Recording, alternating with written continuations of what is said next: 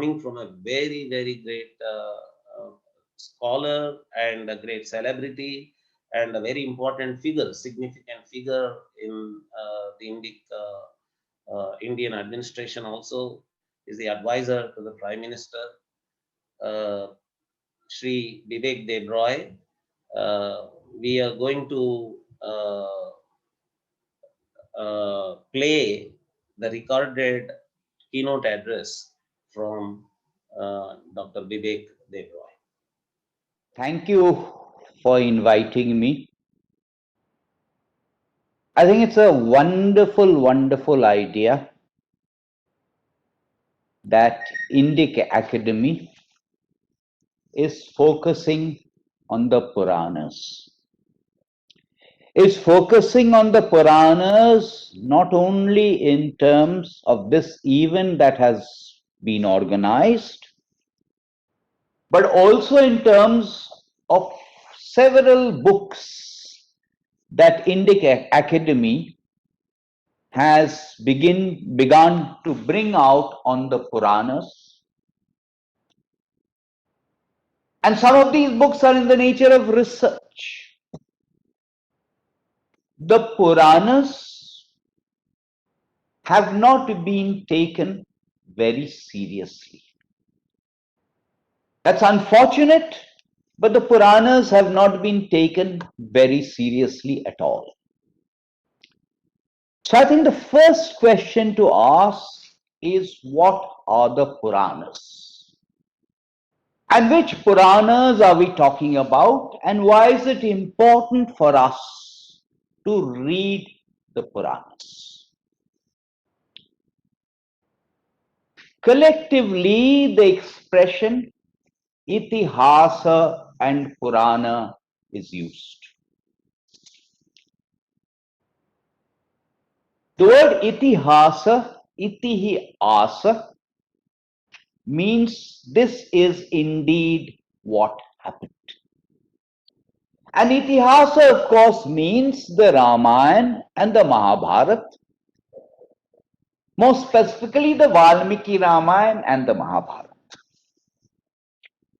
For various reasons, most Indians have a fair degree of knowledge about Itihasa. Generally speaking, people will have some degree of familiarity with what is there in the Valmiki Ramayana and the Mahabharata. Those stories have been told, retold, although Itihasa, Ramayana, Mahabharata is much more than stories. According to belief, Veda Vyasa, of course, is a title. It's a title conferred on anyone who collates and classifies the Vedas. This particular Veda Vyasa is 28th in the line of Veda Vyasas, because in every Dwapara Yuga, there is a Veda Vyasa who classifies and collates the Vedas. So this particular Veda Vyasa, his proper name was Krishna Dvaipayan. Krishna because he was dark, Dvaipayan because he was born on an island or deepa. According to popular belief,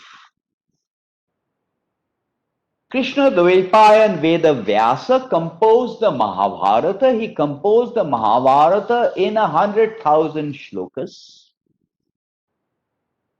After composing the Mahabharata in 100,000 shlokas, he composed 18 Mahapuranas. And collectively, the 18 Mahapuranas amount to 400,000 shlokas. I did an unabridged translation of the Mahabharata in English based on the Bhandarkar Oriental Research Institute's critical edition, which does not have 100,000 shlokas, it has more like 80,000 shlokas, including the Harivangsha. The 10-volume translation that I did in unabridged form of the Mahabharata comes to 2.25 million words of 80,000 shlokas. So if we assume that collectively the Puranas amount to 400,000 shlokas, we are talking about 12 million words and more.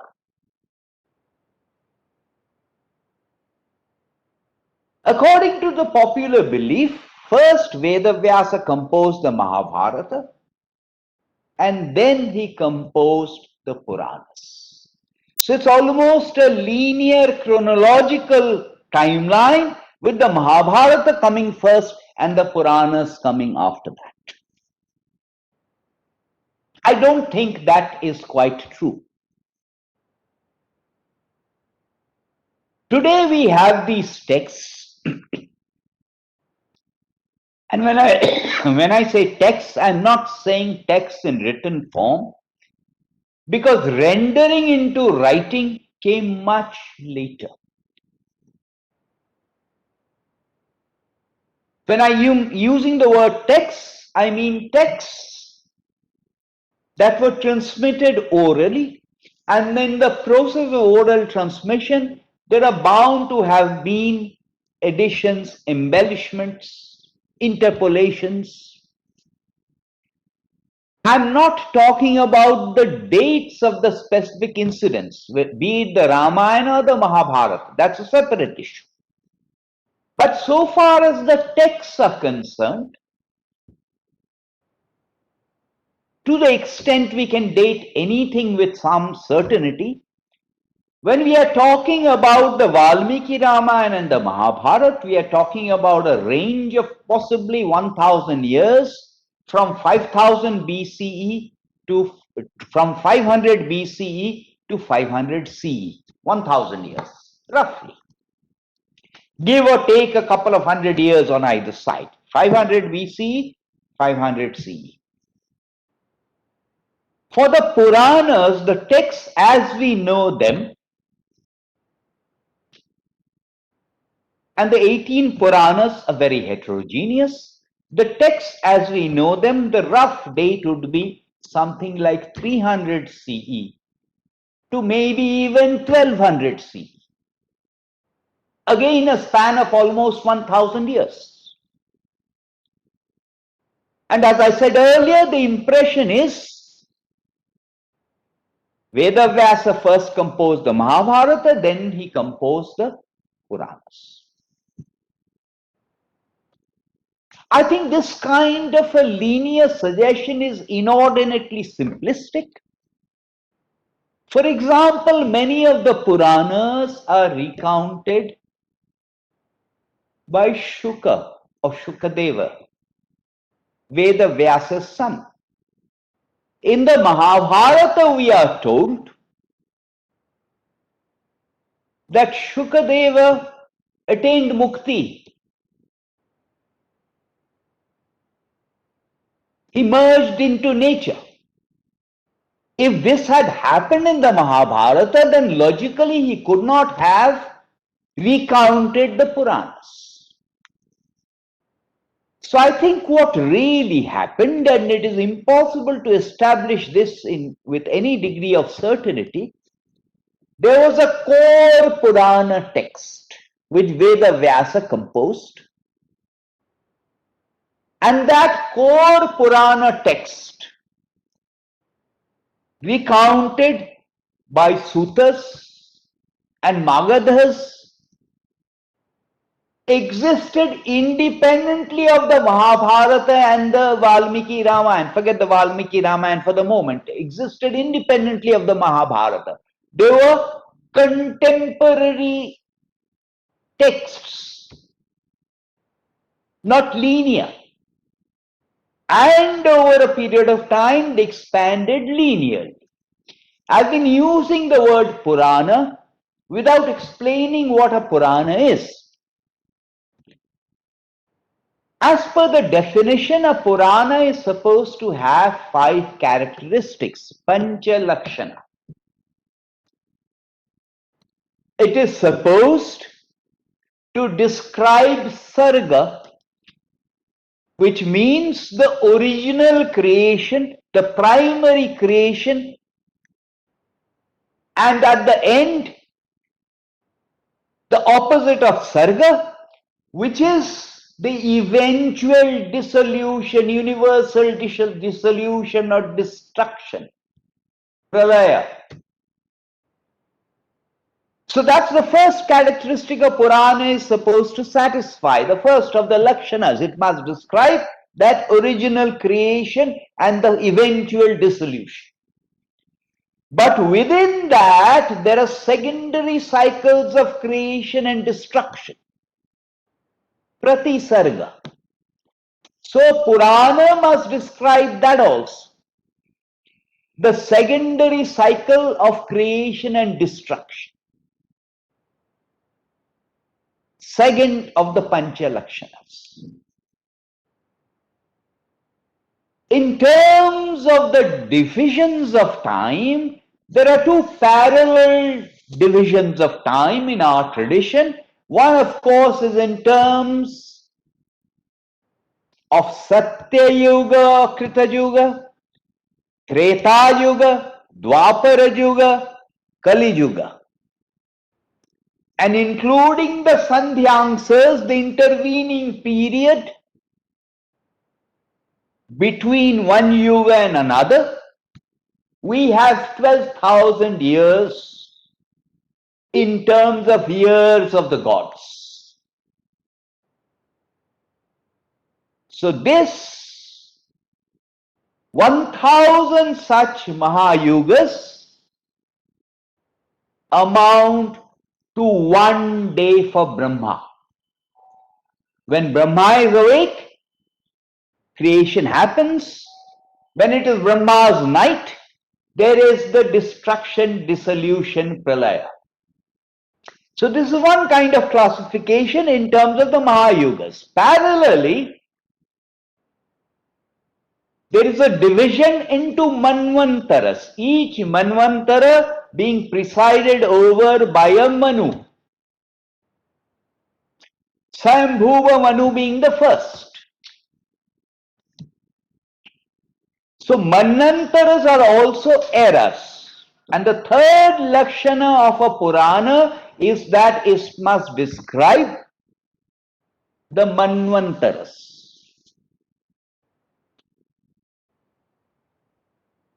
There is a word that is fairly common, and that word is Deva if it is masculine, Devi if it is feminine, Devata if it is masculine, Devata if it is feminine, and we loosely translate this as gods or goddesses. I think one should be very careful in translating such words as gods or goddesses, because the word god or the goddess has a Western kind of nuance that we automatically tend to assume. These devas and devis are not gods and goddesses in that sense. The word deva or devi simply means the shining one, the resplendent one, the dazzling one. The root means shining, which is the reason the sun is Divakara, which is the reason the day is Diva. In the Western tradition, like in the Bible, let me quickly remind people that Lucifer translates as the shining one. But to come back to the point, I don't want to digress too much. In terms of the descriptions that are given, Devas and Devis are simply a superior species compared to human beings. They are not God with a capital G. There are descriptions of the Nala Damayanti Swayamvar. Well, not Nala Damayanti Swayamvar, of Damayanti Swayamvar where Nala came.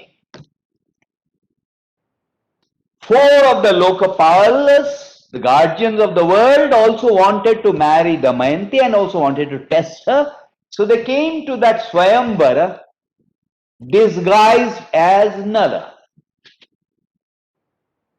But Damayanti could recognize that these were not Nala, these were Indra, Mitra, Varuna, and Yama, because they did not sweat, because their eyes did not blink, because they did not cast shadows, and so on and so forth.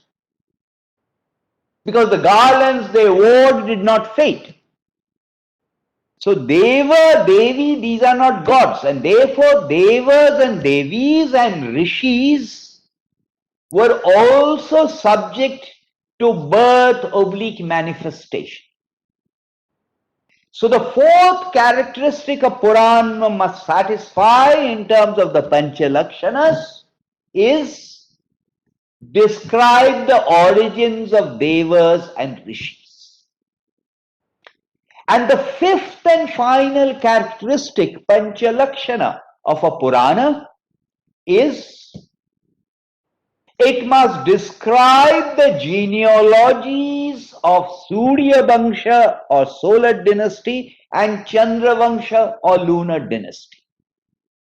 If one imagines a map of India in front of one's eyes, the narration of the Ramayana is the narration of Surya Vangsha and happens along the north-south axis.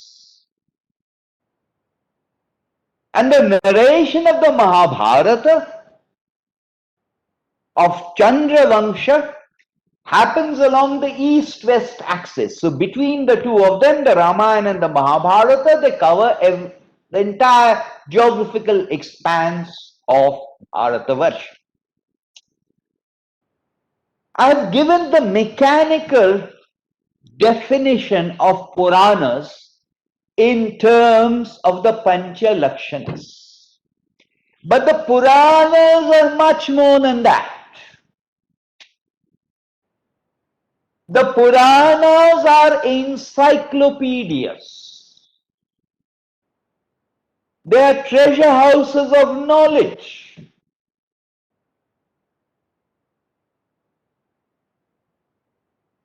There is a side question about how we define and understand Hinduism. Hinduism is quite often, particularly in the West, interpreted as otherworldly. Hinduism is interpreted and equated with moksha and mukti, emancipation and liberation from the cycle of samsara of birth, death, and rebirth. But our texts themselves say that only one amongst crores and crores will ever be able to escape from this cycle of samsara. For the others, we are stuck in samsara. And the Itihasa and Purana corpus is referred to as the Pancham Veda because it tells us what individuals who are in brahmacharya and more typically in garhastha are supposed to do, as opposed to Vedanta and Upanishads meant for those who are in vanaprastha and sannyasa. So if you are trying to understand what Hinduism stands for, what is Hinduism, to only look at the slice that is about moksha dharma, to only look at the slice that is about mukti, to only look at the slice that is about freedom from this bond of samsara, that gives a very imperfect understanding of Hinduism. Hinduism is not otherworldly. Hinduism is also about what we do in this life. Where do we find it? The nature of the Valmiki Ramayana is slightly different from the nature of the Mahabharata. All of this was poetry, and the two poets, Valmiki and Vedavyasa, was completely different. Valmiki as a poet was superb in descriptions of nature. So Valmiki Ramayana has wonderful, wonderful poetry in that form. But fundamentally, Ramayana is Rama Ayana. Although other protagonists figure, it is about Rama's journey, it is about Rama's progress. The nature of the Mahabharata is completely different. Unfortunately, in popular renderings, we have often rendered the Mahabharata into a battle fought between the Kauravas and the Pandavas in Dharmashetra, Kurukshetra. The Mahabharata is much more than that. The Mahabharata has extensive geographical descriptions. The Mahabharata has this template of dharma. In terms of the purusharthas or the objectives of human existence, there is dharma, artha, kama, and moksha. The word dharma is very difficult to translate in English because in different contexts it means different things. So the Mahabharata is also about not just moksha dharma, it is about the three purusharthas of dharma, artha, and kama. It is about the template of varna, ashrama, dharma. It is about individual dharma. It is about raja dharma. It is about the practices we should do. It is about the practices we should follow. It is about governance, the raja dharma part. The Puranas add to this. I said that the Puranas amount to 400,000 shlokas. There is a listing. By the way, there are the Mahapuranas, the major Puranas, and there are the Upapuranas, minor Puranas. The list of the Upapuranas is not very uniform throughout the country. There are local variations. So if I go to the eastern parts of India and I look for a list of the 18 Upapuranas, Kalika Purana is certain to figure there, but not necessarily Ganesha Purana.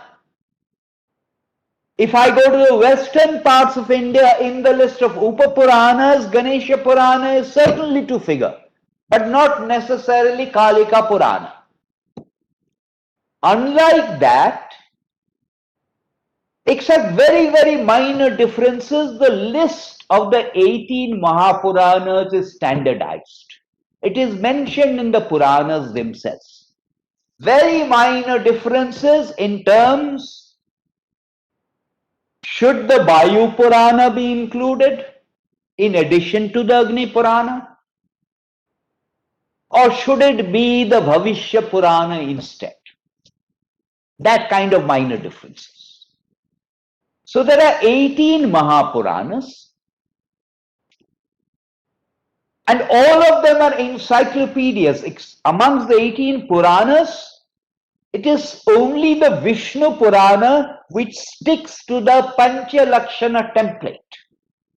All the other Mahapuranas build on the Pancha Lakshana template. They have the Pancha Lakshana template, but they have plenty of material in addition to that. And they vary in length. The shortest one is roughly about 8,000 shlokas.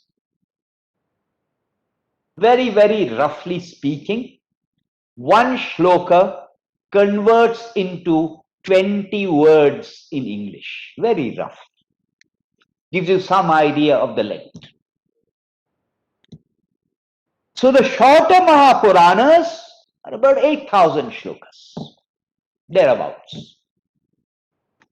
The longest Mahapurana is the Skanda Purana, which has a mammoth 85,000 shlokas,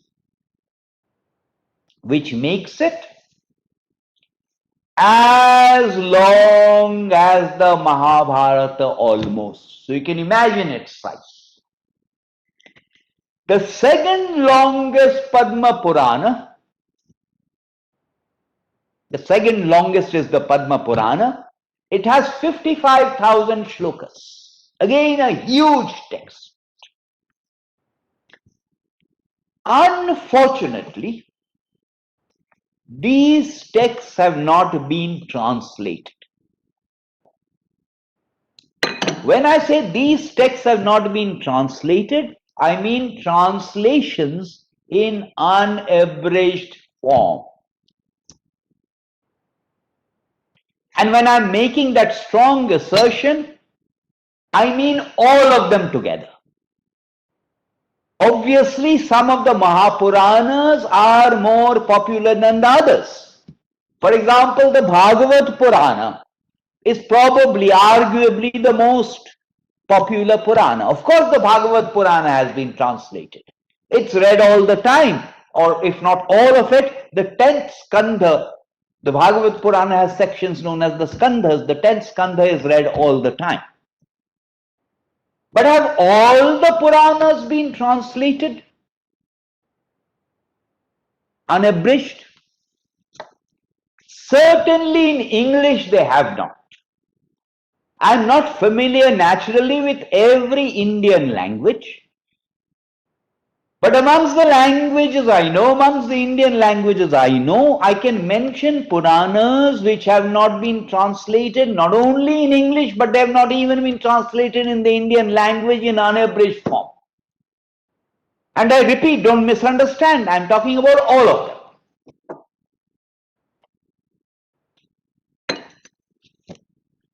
Which is the reason I am engaged in this task of translating the Puranas in English.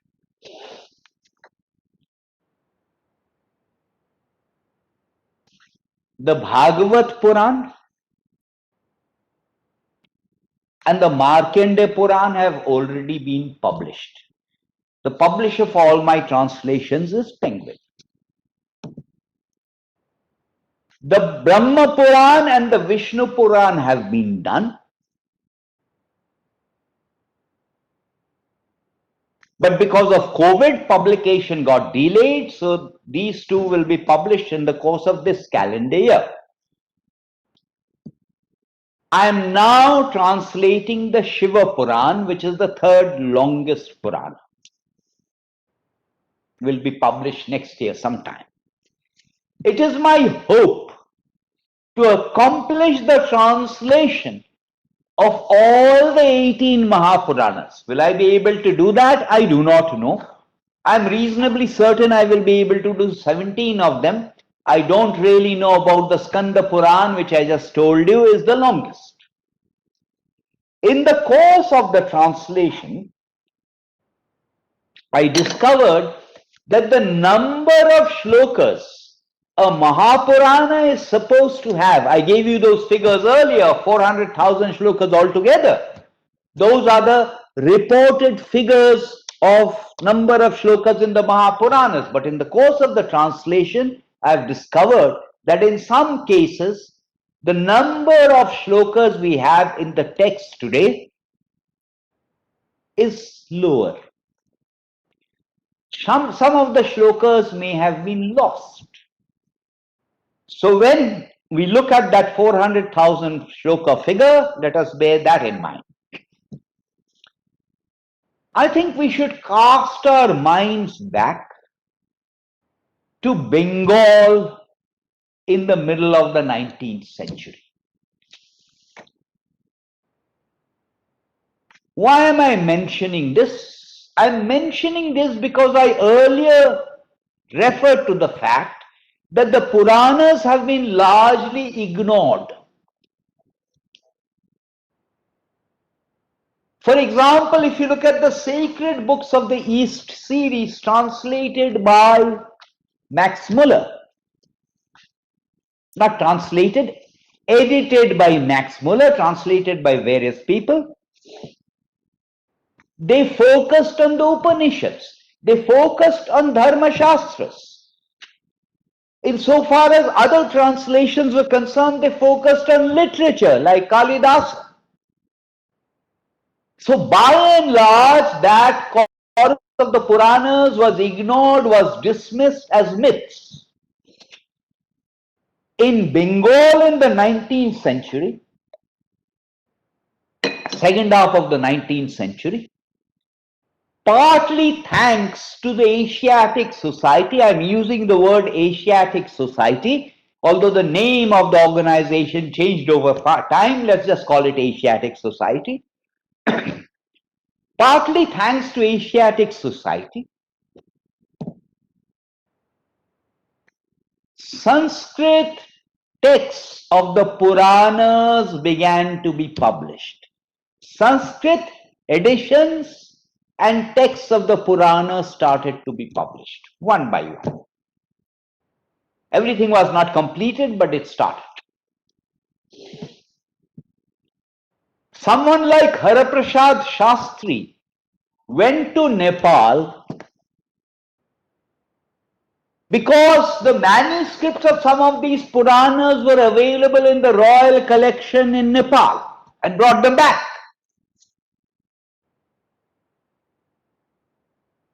There was a series, not Sacred Books of the East, but Sacred Books of the Hindus, published from Allahabad by Panini Press, first 20 years of the 20th century. What is to be noted in all of this is the government directly had little role or no role in all of this. These attempts were driven by the community through subscriptions, donation, contributions, not government funded. It's a different matter that Rajendra Lal Mitra and Kishori Mohan Ganguly were given pensions subsequently by the government of the day. But essentially, this was done by citizens and communities as a collective exercise because we thought this was important. Contrast it with today, and I'm not talking about my translations, which also are completely individual. In the early 1950s, the Ministry of Human Resource Development or the Ministry of Education funded an exercise for the publication of the texts, of the Sanskrit texts of the Puranas. Government funded, government driven. And the Purana texts you will find today, for the Puranas, unlike the Ramayana and the Mahabharata, we do not have critical editions. The Purana texts that we use today are essentially based on those texts that were put together by boards of scholars, driven by government funding. Similarly, some translations of the Puranas, unabridged translations in English, were also driven by the government, funded by the government. This is a series that has stopped but had started and was being published under boards of scholars, edited by boards of scholars and published by Motilal Banarsi Das. And I think we must remember this perspective, because if this legacy is important to us, if this treasure house of knowledge is important to us, then it is important for citizens as collective entities to do this and not look at the government to do it. When Panchanan Tarkaratna towards the end of the 19th century and beginning of 20th century, brought out Bengali translations unabridged of the Puranas with texts written in the Bengali script. It was not funded by the government. But today, citizens expect everything to be done by the government. B, when there are people with resources, they tend to go and fund initiatives operating out of Harvard and Oxford and Heidelberg, but will not fund the domestic initiatives. So if I fund initiatives from Harvard, Cambridge, Oxford and Heidelberg, those initiatives will cater to what are the priorities on the part of those people. And I already alluded to the fact that for the Western scholars, the Puranas are regarded as myths. Which is why I again want to underline my congratulations of Indic Academy for having undertaken this exercise. Willy-nilly in our daily lives, when we follow dharma in whatever form, it is actually the Puranas we are following. When I go to a temple, the way a temple should be constructed, it figures in other texts also. But the way a temple should be constructed is described in the Matsya Purana. The way an image or of a deva or a devi should be designed, crafted, is described. It's described in other texts also, but it is described in the Agni Purana.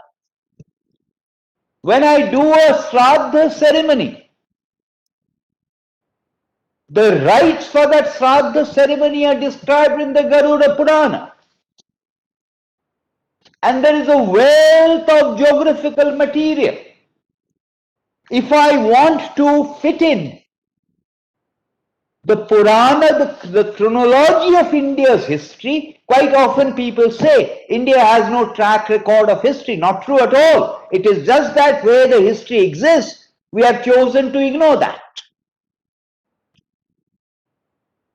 For example,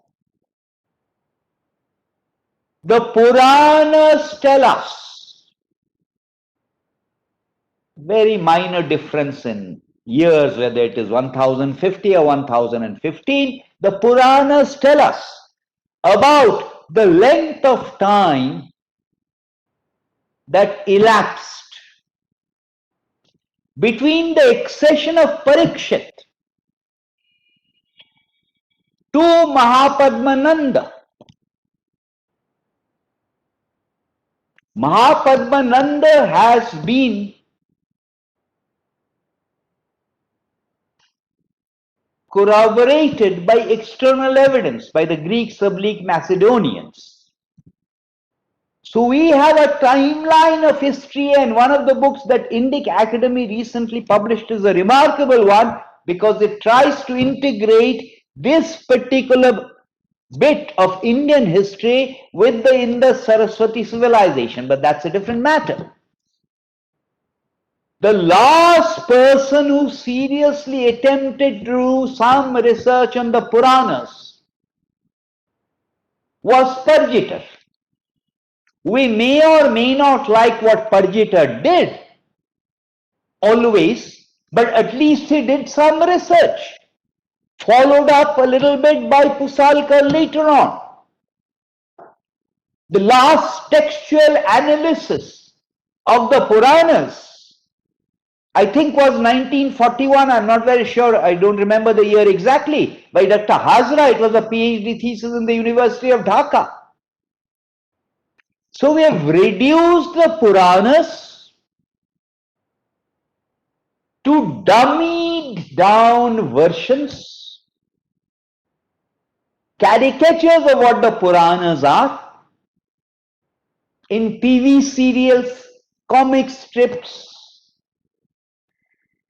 apps and games focusing on the stories.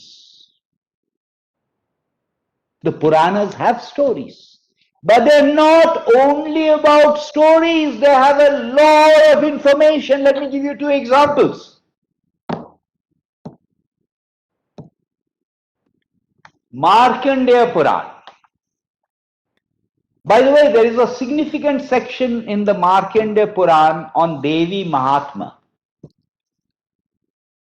This is what is read in the form of Chandi in the eastern parts of India, or under the name of Durga Saptashati in the northern parts of India.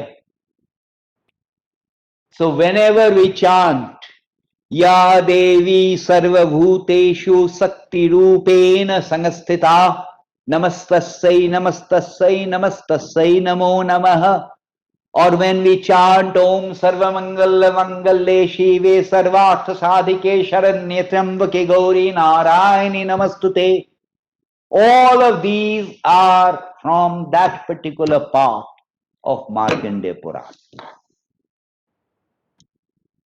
Anyway, in the Markandeya Purana, there is the story of a demoness.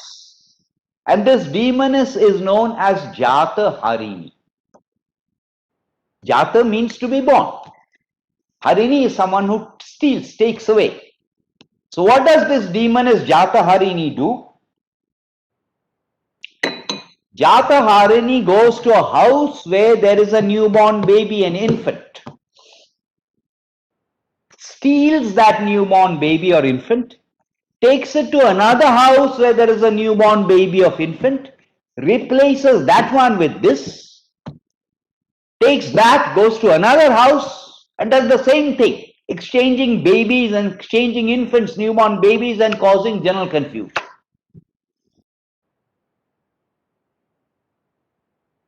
But in the process, Jata Harini also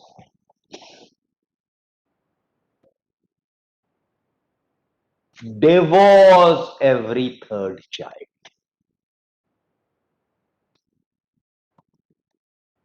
Every third child is devoured. What this tells me, what this tells everyone, what this should tell everyone, is that the infant mortality rate then was 1/3, 333 per thousand. To me, this is a significant tidbit about the socio-economic development of the period. If we leave the Puranas and research on the Puranas only to Sanskrit Pandits, this will not click. Which is the reason I personally believe we need to bring a multidisciplinary lens and apply it to the Puranas, which I think is what Indic Academy is trying to do. There are other kinds of information also. I said originally maybe the old Purana Samhita was one, but in different parts of India it was embellished, expanded to become the 18 Mahapuranas as we know them now. These Puranas were not necessarily composed in the same place, geographical place. Therefore, they have focuses on certain parts of India. All of us know the story of Manu. Manu, as in Vishnu's first avatara, Matsya avatara, Meena avatara. We know that story. There was going to be a deluge. Manu went to bathe in the river, and there he found a small fish.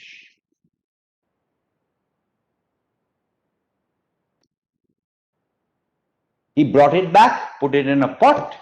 The fish started to expand, become larger and larger and larger and larger, and eventually saved Manu from the deluge. All of us know the story, Matsya Avatar. By the way, what is the name of the river? I've met very few people who know the name of the river. The name of the river is Kritamala. Very few people know where Kritamala is. Kritamala is a tributary of the Vaiga near Madurai, near the railway station. So these kinds of geographical knowledge are also important. And the Puranas, not just the Mahabharata, the Puranas also, they have a wealth of geographical knowledge. The Brahma Purana, the second part of the Brahma Purana is called the Gautami Mahatya. Extensive descriptions of the area around the Narmada. But like I said, they were composed in different parts of India. So the Bhagavat Purana was largely composed in the southern parts, to the extent we can determine it, in and around the region around Tamil Nadu today. So this fish that Manu found, in the Bhagavat Purana, this fish is described as a safari. A safari is a silvery white fish found in the sea.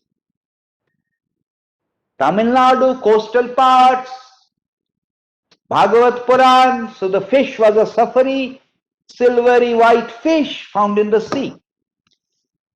I now go to the Brahma Puran, composed in and around the area around Orissa today. And that fish now becomes a Rohita fish. A Rohita, the word Rohita means red. A Rohita fish is, of course, the Rohu fish, very popular in the eastern parts. So these little things I find to be very interesting. I am somewhat delighted and appalled at the same time that I find Madalasa's chant to her son Alarka being rendered almost like a Western opera floating around on the net and very, very popular. Well, since it's being disseminated, I am happy, but I certainly would not like Madalasa's chant to her baby Alarka to be rendered almost like a Western opera. Where is this? Where is this from? It is from the Markandeya Purana. In terms of moksha dharma, there is a beautiful allegory of King Puranjana in the Bhagavat Purana. Are these things normally known? I don't think so. Instead, as I said, we have reduced the Puranas to how did Ganesha lose his head? This is why I think it is important to read the Puranas, because they offer us as a template of dharma, with dharma not being translated as religion, dharma being translated as something yadharyates as a dharma, whatever holds up society. That is what the Puranas are. It's the history, it's the poetry, it's the geography, it's the genealogy, it's our template of dharma. All of this is in the Puranas, which is the reason we need to read them. Because if we do not read them, I think we will lose out a very, very important bit of our legacy, our itihasa, our tradition, our Sanskriti. All of this is described in the Puranas. I am glad something is happening now after many, many years. Thanks to Indic Academy, this event, as well as the publications I mentioned earlier, there is interest in the Puranas. For my part, as I said, I'm doing my little bit of translating them into English. I think ideally they should be read in Sanskrit. If you cannot read Sanskrit and you're interested in English, as I said, for some of the Puranas, not Bhagavat Purana, There are no translations. So therefore, you might as well read my translations. Thank you very much. Namaste. That was simply extraordinary talk and an oversight on the Puranas. Thank you so much, Vivek ji, for always encouraging Indic Academy's work, not just readily accepting to give us the keynote address for this event, but you've always been very, very supportive of me personally and always been encouraging us. Thank you very, very much.